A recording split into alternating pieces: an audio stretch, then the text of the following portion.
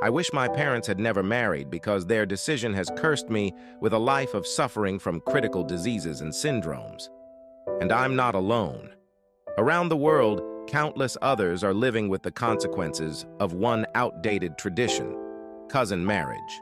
Cystic fibrosis, sickle cell anemia, thalassemia, Tay-Sachs disease, hearing loss, genetic deafness, microcephaly, Ellis-Van Creveld syndrome, Joubert syndrome, neurofibromatosis type 1, and Friedreich's ataxia.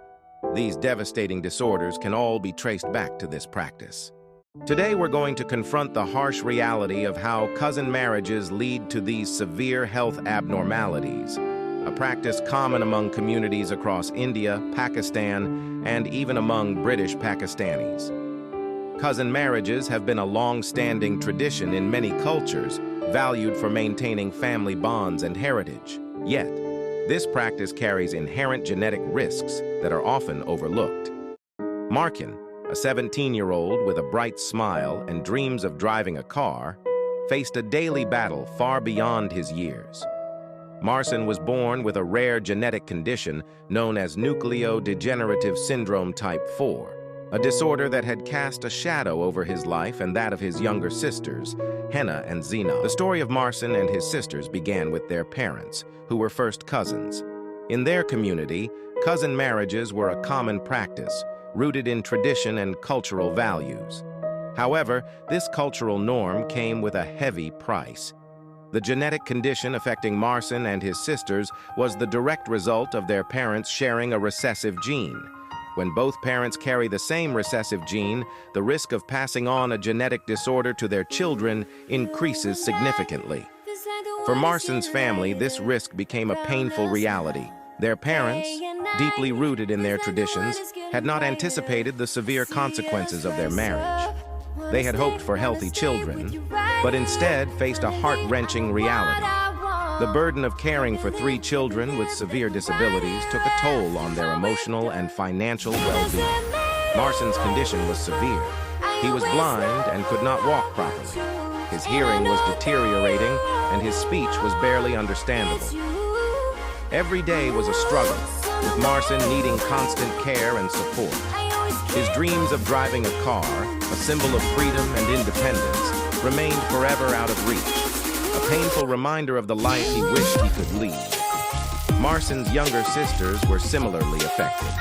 Henna and Zainab, aged 13 and 11 respectively, were also grappling with the same devastating condition.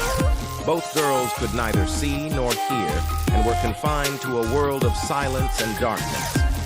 The disease had robbed them of their ability to interact with the world around them, leaving them dependent on their parents and caregivers for everything. Is marrying your cousin actually dangerous? What did Queen Victoria, Charles Darwin, and Albert Einstein have in common? They all married their first cousins. You'd think Darwin, with his focus on evolution and genetic inheritance, would know better. After all, mating with a close relative can pass on bad genes, leading to serious genetic mutations. Today, marrying your first cousin is illegal in 24 U.S. states, but historically it was quite common.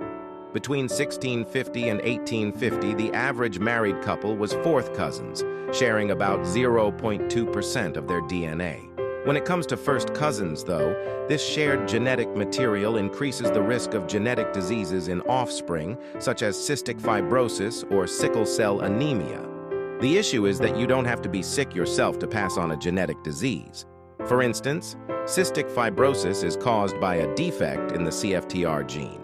To have the disease, a child needs 2 defective copies of this gene.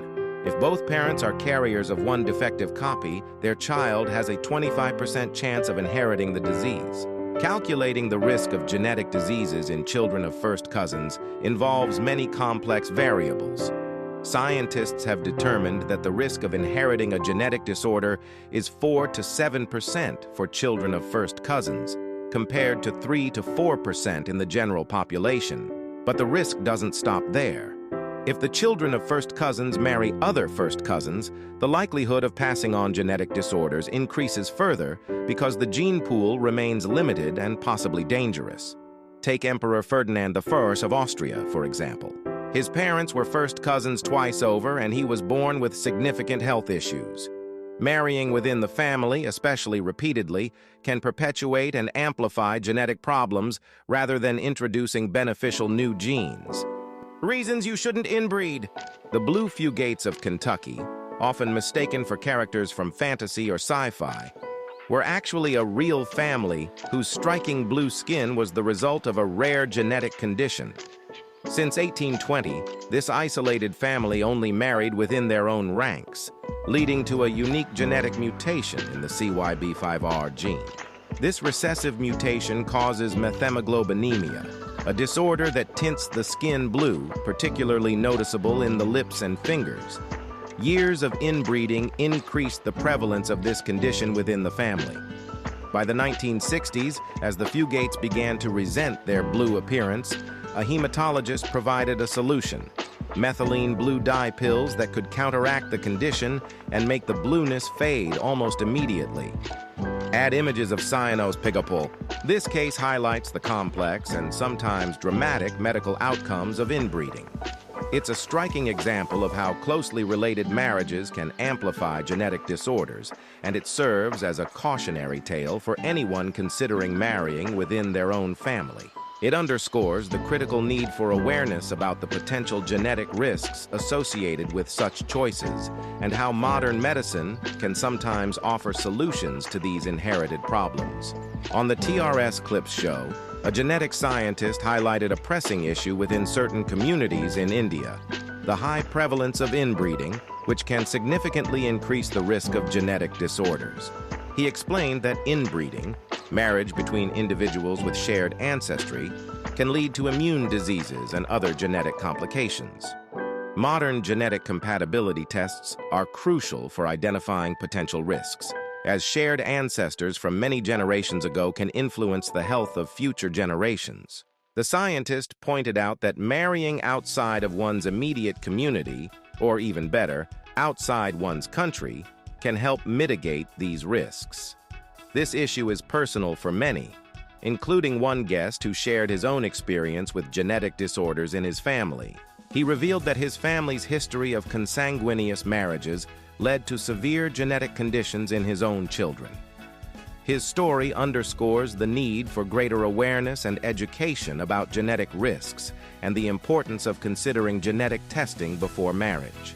The discussion serves as a powerful reminder of the broader implications of cultural practices on health and the importance of modern science in preventing genetic tragedies. As he noted, while it can be challenging to track genetic histories, taking proactive steps to marry outside close familial lines can help prevent the recurrence of such conditions and improve overall family health. The parents were overwhelmed with guilt and sorrow, grappling with the knowledge that their choices had led to their children's suffering. As Marcin and his sisters grew older, their condition worsened. The family faced mounting medical costs and emotional strain. They watched helplessly as their children's health declined, their hopes for a better future overshadowed by the relentless progression of the disorder. The strain on their family was immense, affecting their finances, their social life, and their emotional health. But Marcin's story is not just one of personal tragedy. It reflects a broader issue faced by many in communities where cousin marriage is prevalent. In Bradford and similar communities, the incidence of genetic disorders due to cousin marriages is high, placing additional pressure on healthcare systems and support services.